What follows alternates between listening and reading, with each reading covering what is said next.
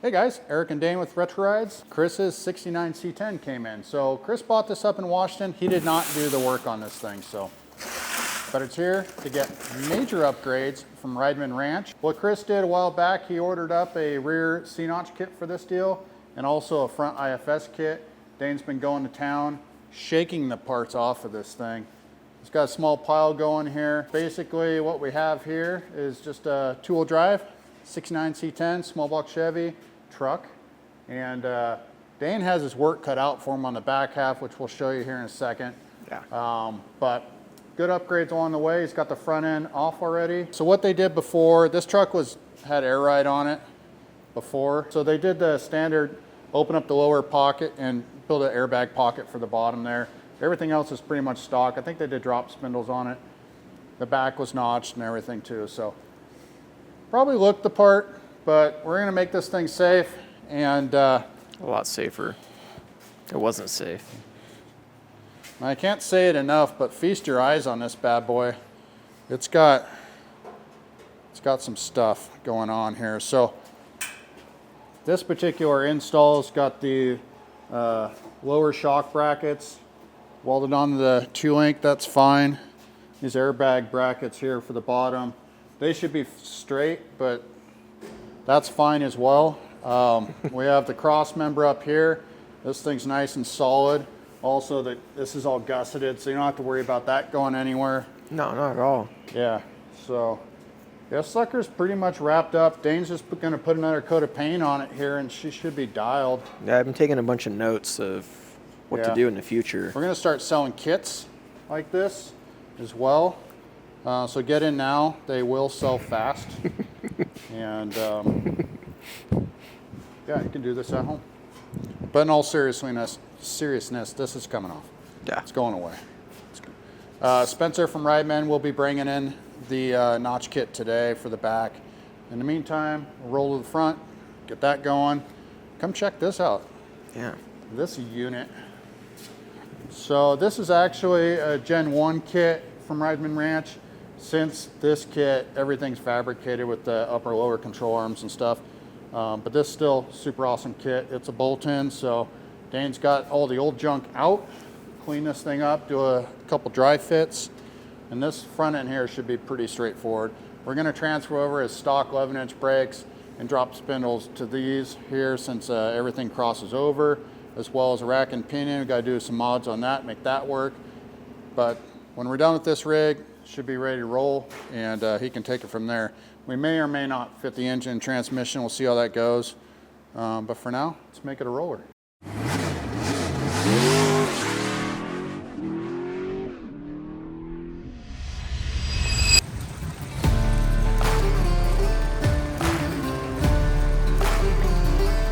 New project.